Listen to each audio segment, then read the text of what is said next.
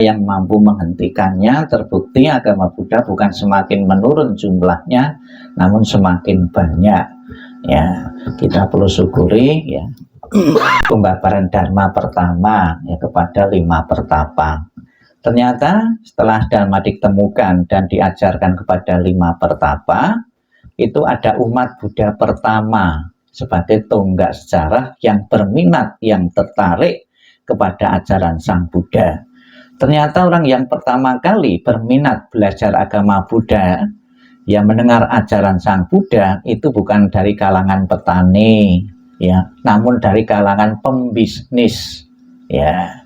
Pembisnis namanya Tapusa dan Balika ini. Ditulis dalam kitab suci ketika melakukan satu perjalanan, ya, pembisnis itu pedagang Tapusa dan Balika ini membawa 500 kereta pedati. Berarti kan bukan pembisnis pedagang sembarangan, ya, tertarik kepada ajaran Sang Buddha. Dan pada waktu itu Sang Buddha sedang di bawah pohon selesai berpuasa kurang lebih 49 hari dan berdana kepada Sang Buddha.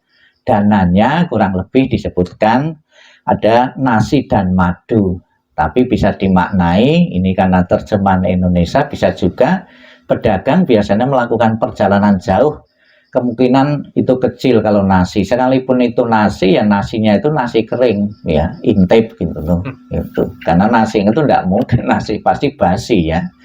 Kemudian madu itu memungkinkan, kalau sekarang mungkin bawanya coklat gitu, yang awet-awet, enggak. Ada 500 kereta yang membawa, pasti pedagang yang kaya yang ini. Namun juga 500 kereta dalam bahasa kitab suci itu bilangan hiperbola, bilangan yang dilebihkan untuk mewakili banyak. Jadi banyak membawa pedati itu rasanya kan tidak mungkin 500 kereta itu mulai 500 buah gitu, apa tidak diprotes yang lainnya, jalannya penuh, ya, kereta-kereta ini, ya, banyak kereta, ya, Tapusa dan Balika ini. Kepada Tapusa dan Balika ini, ya, terus kelima ini, 2 Tapusa dan Balika itu berdana makanan kepada Sang Buddha, ya. Orang Buddha itu harus menerima dana makanan tidak langsung dengan tangan, namun dengan pata, ya, pata itu mangkok makanan. Kemudian ada dewa, Sang Buddha tidak bawa mangkok, kemudian masing-masing dewa itu memberi mangkok, dari 4 mangkok dijadikan 1, ya, ditumbuk jadikan 1. Kemudian Tapusa dan Balika telah mempersembahkan dana makanan ini, namun sebelumnya pasti, ya, pasti diuraikan dhamma-dhamma yang cocok dengan kehidupan umat awam, ya. Apa saja dhamma yang cocok dengan kehidupan umat awam? Ternyata dhamma yang diberikan Tapusa dan Balika dengan 5 pertapa itu berbeda. Karena ada kemungkinan kalau dhamma ajaran Sang Buddha yang pertama itu diajarkan kepada umat awam dan kepada Tapusa dan Balika 4 kesunyataan mulia bahwa hidup adalah duka, belum tentu orang bisa menerima, ya. Contohnya bahwa hidup itu adalah duka, hidup adalah penderitaan. Bagi orang-orang miskin langsung bisa menerima, atau bagi orang-orang yang mampu hidupnya, wong saya seharian aku bisa makan 3 kali, bisa kesana kemari kok menderita, maka diberikan itu dhamma pendahuluan. Apa dhamma pendahuluan yang diberikan Sang Buddha kepada Tapusa dan Balika kepada pedagang itu? Contohnya manfaat berdana, manfaat memberi, manfaat mengendalikan diri, tidak mengumbar nafsu-nafsu, manfaat menjalankan moralitas sebagai akibatnya akan terlahir di alam surga setelah kematiannya dengan menjalankan moralitasnya. Kemudian setelah Tapusa dan Balika ini menerima dhamma, kemudian pamitan. Nah, pamitan, Tapusa dan Balika minta kenang-kenangan dari Sang Buddha. Nah, kalau zaman sekarang kan mungkin selfie dengan Sang Buddha, ya. Itu kalau zaman dulu kan belum ada HP, ya, belum ada foto. Apa kenang-kenangannya? Ternyata kenang-kenangannya diberikan rambut, ya, rambut kepala. Dibawa pulang untuk dijadikan objek, ya, penghormatan untuk menyambung ikatan emosional dengan Sang Buddha, seolah-olah dengan rambut itu yang dibawa itu saya dekat dengan Sang Buddha. Ya, kalau sekarang kan gampang saja, ya gampang saja foto saja ditaruh altar kan gitu. Nah, kemudian ya Tapusa dan Balika itu menyatakan berlindung ya setelah menerima dharma, setelah membabarkan dharma, terus Tapusa dan Balika itu menyatakan berlindung kepada Buddha dan Dharma, ya, belum kepada Sangga, karena Sangga belum terbentuk pada waktu itu, ya. Ini awal mulanya, ya. Kemudian setelah menerima Tapusa dan Balika, Dharma yang diketemukan oleh Sang Buddha itu pada mulanya Sang Buddha enggan itu tidak mau untuk dibabarkan kepada publik, kepada khalayak ramai. Karena Sang Buddha mempunyai ya pemikiran tidak mungkin diterima oleh orang-orang, dhamma ajaranku itu sangat mendalam, ya, ragu-ragu itu. Kemudian ada salah satu Brahma, ya, Brahma Sanggapa itu bisa membaca pikiran Sang Buddha ini, ya, kemudian memohon kepada Sang Buddha agar Sang Buddha tetap membabarkan dharma yang telah diketemukannya. Atas permohonan Brahma Sanggapati ini, Sang Buddha mengatakan terbukalah pintu kehidupan abadi bagi mereka yang mau mendengar dan mempunyai keyakinan. Ya, Bapak Ibu dan saudara-saudara kalian, umat Buddha adalah orang-orang yang mau mendengar dan mempunyai keyakinan kepada Buddha, dan inilah orang yang sedikit debu di mata mereka yang bisa menerima ajaran Sang Buddha. Nah, coba Bapak Ibu dipegang matanya, ada sedikit debu enggak di situ? Ya, malah sama sekali tidak ada, ya. Maksudnya sedikit debu di mata mereka itu ada beberapa orang yang mempunyai tingkat keserakan, kebencian dan kebodohan itu kecil yang bisa menerima ajaran Sang Buddha. Orang yang terlalu serakah tidak bisa. Orang yang terlalu benci tidak bisa menerima. Orang yang terlalu bodoh juga tidak bisa. Ya, itu. Ya, ini kepada Brahma, ya. Brahma. Nah, ada juga yang mengatakan bahwa Brahma Sanggapati mohon kepada Sang Buddha ini, bahwa setelah Sang Buddha mencapai penerangan sempurna adalah yang tinggi posisinya. Bahkan murid-murid Brahma saja, ya, bahkan Brahma saja penguasa tertinggi pada waktu itu memohon kepada Sang Buddha untuk memberi kesan bahwa Sang Buddha adalah posisinya lebih tinggi daripada Brahma ini, ya. Kemudian setelah ketemu kepada Brahma, ya, kemudian melakukan satu perjalanan. Di perjalanan Sang Buddha bertemu kepada seorang pertapa, namanya Upaka. Upaka itu bertanya, siapa yang menjadi gurumu? Sang Buddha menjawab bahwa tidak ada yang menjadi guruku. Ya, saya maha tahu. Dijawab seperti itu, ya, Upaka itu tidak tertarik, ya, kemudian meninggalkan Sang Buddha, ya. Ditulis pertapa Ajiwaka ini, pertapa Upaka ini diterangkan dalam kitab suci inti adalah pertapa telanjang.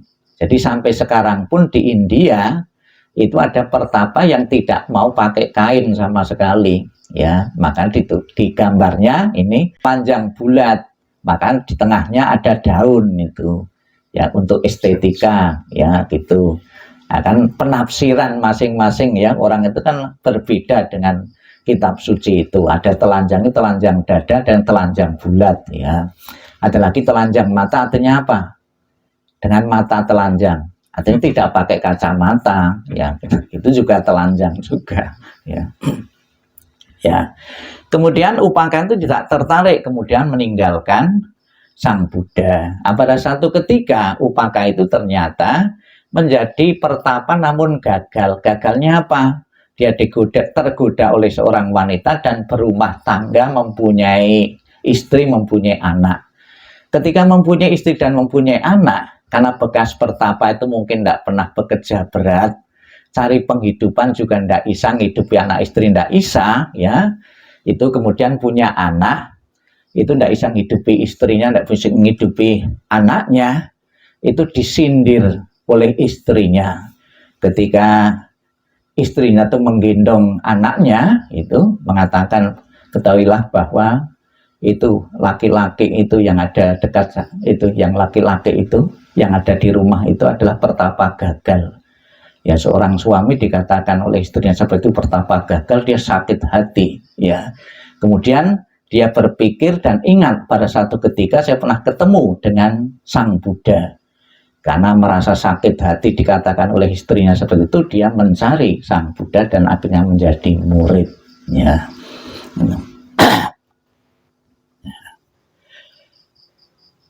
Ditulis dalam kitab suci bahwa ada beberapa catatan tentang ajaran yang pertama disampaikan oleh Sang Buddha itu. Yang pertama di Varanasi tentang 4 kesunyataan mulia, di Rajagaha tentang Sutta Pratnya Paramita, di Vesali tentang Arya Samadhi. Ini ya. Ada beberapa alasan kenapa Asada itu diperingati, ya. Asada diperingati hari di mana Sang Buddha pertama kali membabarkan Dharma dengan istilah khotbah pemutaran Dhamma. Nah, berputar itu kan ini disimbolkan, ya, setiap agama itu punya simbol dan lambang-lambang. Lambang pemutaran Dharma memakai roda kereta, ya, roda kereta. Dari setiap agama ada lambang-lambangnya, ya. Di agama Nasrani juga ada lambangnya apa? Salib. Di Buddha salah satunya ini, ada bendera juga, ada patung-patung juga ada bunga teratai juga ada. Saya dulu pernah mendengar bunga teratai itu katanya lambangnya orang Chinese katanya. Ternyata ya karena kebanyakan umat Chinese ya, yang beragama Buddha kan Chinese, padahal itu simbol kesucian. Sekalipun hidup di lumpur namun tidak terkotori oleh lumpur, ya. Itu di tengah-tengah kekotoran kita tidak ikut terkotori, ya. Ini 5 pertapa ini. Kemudian munculnya sangga pertama di dunia. Sangga itu adalah kumpulan para biku. Jadi istilah sangga sebetulnya sudah ada sebelum ada agama Buddha. Jadi Sang Buddha itu mengharapkan ada komunitas yang suci, ya. Ini mengharapkan ada komunitas yang ideal. Kemudian Sang Buddha pun juga membentuk organisasi pertama Buddhis, yaitu Sangga, ya. Sangga ini tempat berlindung dan memberi contoh kehidupan para umat awam, ya. Ini ada beberapa.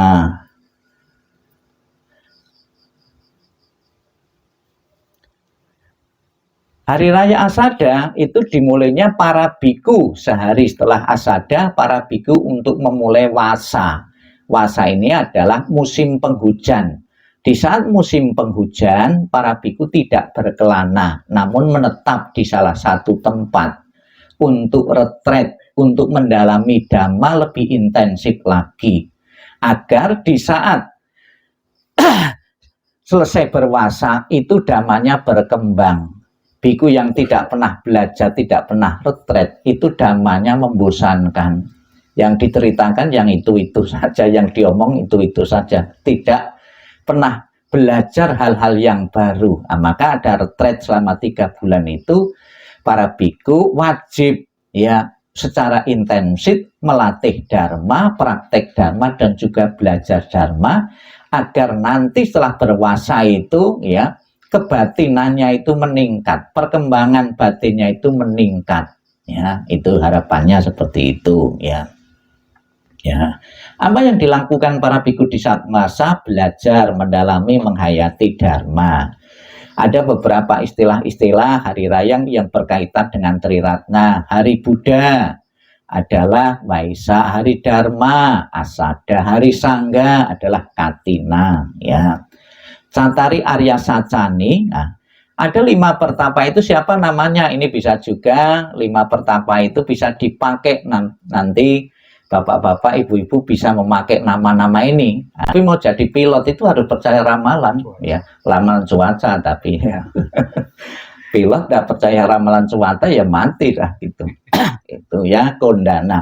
Ini pertapa yang paling tua. Nah, yang paling tua kira-kira yang rambut hitam atau putih? Nah, putih, ya.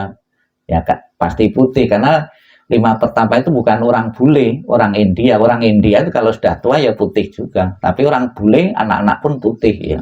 Itu. Kondana, Wapa, Bodhia, Mahanama, dan Asaji. Anak saya biar kalau dewasa nanti jadi orang yang pendiam, kasih nama Asaji. Ya, itu ada beberapa nama-nama pertapa. Ini sering dipakai sebagai nama-nama Buddhis ya. Itu. Jadi nama Buddhis itu mengandung doa dan harapan. Jarang sekali yang minta nama kepada saya itu, Bante saya minta namanya Moggallana, ya, namanya Angulimala, ya gitu. Atau yang jahat-jahat, siapa? Ya Angulimala, Dewadatta, itu jarang ya. Kesannya jahat, padahal sebetulnya ya tidak selamanya seperti itu. Seperti misalnya saja Biku Dewadatta, dia pencetus vegetarian, ya. Jadi yang mengusulkan kepada Sang Buddha agar para biku tidak diperkenankan makan daging dan ikan. Itu usulnya Dewadatta itu. Nah, Sang Buddha tidak menyetujui usulan ini. Para biku terserah, ada yang mau menuruti kemauan dari Dewadatta boleh, tidak juga boleh ya, tapi hidup itu ya harus beradaptasi dengan sikon, dengan kondisi kalau mau bertahan. Jadi umat Buddha jangan takut tidak makan daging, tidak makan ikan, tergantung alirannya. Bagi yang makan daging pun ada syarat-syaratnya. Daging itu tidak boleh dibunuh ya, menyuruh membunuh, tidak mendengar suaranya, dan tidak berprasangka bahwa daging itu disembelih untuk dirinya. Ya, jadi umat Buddha boleh makan daging, tidak boleh membunuh sendiri. Jadi harus kalau mau makan daging kerjasama dengan orang lain. Ya, ya, karena boleh makan daging tapi tidak boleh membunuh, kan gitu. Jadi beli di pasar saja ya. Kita beli itu bukan beli nyawa, tapi beli barang makanan, itu beda. Gitu. Seperti saya itu makan tidak berjiwa, karena dalam bentuk daging mati, ya, dan tidak ada jiwanya lagi. Ya, ini ternyata 5 pertapa itu mempunyai kemampuan yang berbeda-beda. Ya, ada yang sekali diterangkan, ya, sekali diterangkan itu langsung ngeh, langsung paham. Ada yang perlu 2 hari, ada yang perlu 3 hari. Ada yang sekali diterangkan, itu kondana, langsung bisa ngeh terhadap ajaran Sang Buddha, langsung tercerahkan. Tapi ada juga perlu waktu sehari 2 hari. Jadi kemampuan umat Buddha pun sampai saat ini juga berbeda-beda. Ya, nggak tahu nanti habis ceramah Bapak Ibu ada yang mencapai pencerahan enggak nanti. Ya, itu. Mudah-mudahan tidak jadi langsung jadi arahat. Ya. Sebab kalau langsung jadi arahat, Bapak Ibu umurnya cuma 7 hari, ya umurnya. Kalau tidak mau jadi biku, ya. Sebab kalau Bapak Ibu jadi arahat, tidak mau jadi biku, umurnya cuma 7 hari. Syukur langsung jadi arahat, besok bareng saya ke wihara, ya. Ya. Ya, ternyata kemampuan para biku ini 5 pertapa itu berbeda-beda. Apa yang diajarkan oleh Sang Buddha, ya, ini Dhammacakkappavattana Sutta ditulis. Inilah untuk membedakan ajaran yang betul-betul asli dari Sang Buddha dan tidak. Ada ciri khasnya. Ciri khasnya kitab suci itu ditulis dengan demikianlah yang saya dengar, bukan demikianlah yang saya baca. Ya, karena waktu itu kitab suci belum dalam bentuk tulisan. Jadi hubungan antara guru dan murid itu dulu tidak dikasih buku, tapi dikasih pelajaran langsung secara oral. Ya, ini demikianlah yang saya dengar. Jadi kitab suci Mahayana maupun Theravada itu pasti kalau yang kitab suci itu betul-betul asli didahului dengan demikianlah yang saya dengar. Ya, itu. Ya. Para biku ada 2 hal yang berlebihan yang tidak patut dilaksanakan oleh mereka yang telah meninggalkan kehidupan berkeluarga. Namun pesan ini hendaknya bukan saja ditujukan kepada 5 pertapa seorang biku, tidak. Bapak Ibu pun juga wajib kalau hidupnya ingin bahagia, jangan mengejar, jangan menikmati sesuatu itu secara berlebihan. Karena sesuatu yang berlebihan itu bukan kebahagiaan bertambah, namun penderitaan yang didapat. Contohnya, Bapak Ibu suka makan sambal, ya, makan kalau tidak ada sambal kan tidak selera. Begitu ada sambal, satu lepek, satu piring, seketika itu dihabiskan. Bapak Ibu menderita atau bahagia? Menderita. Ya, 1 jam 2 jam menderita. Ya. Kemudian ada juga bahwa nafsu indria itu hanya kesenangan sekejap saja dan akan berubah jadi penderitaan. Ada seseorang yang berdoa kepada dewa agar apa yang dipegang itu berubah jadi emas. Sungguhan oleh dewa itu dituruti. Ketika dia mau makan, ambil sendok, sendoknya jadi sendok emas. Ya, dia bahagia mempunyai sendok emas. Ketika ngambil piring, piringnya sekitar itu juga langsung berubah jadi piring emas. Dia bangga sekali mempunyai piring emas. Namun apa yang terjadi ketika tangannya menyentuh nasi, nasinya juga langsung berubah jadi emas. Bahagia atau menderita makan nasi emas? Menderita. Demikian pula Bapak Ibu, di saat kita menikmati kesenangan-kesenangan indriawi, ternyata akan berubah jadi penderitaan-penderitaan kalau kita tidak wajar di dalam menikmatinya. Maka Sang Buddha memberikan jalan tengah. Ya, jangan berlebihan, ya, juga jangan kekurangan. Wah, saya mau bertapa untuk mendapatkan ilmu tertentu, bertapa saya 2 minggu tidak makan, tidak minum. Bukan ilmu yang didapat, tapi kematian yang didapat. Nah, karena penderitaan, karena menyiksa diri, ya. Itulah Bapak Ibu sekelumit dhamma untuk membagi waktu, sebab yang luhur di sini juga biar ya membagi pengalaman dengan Bapak Ibu sekalian. Syukur lebih panjang apa yang saya berikan, ya itu.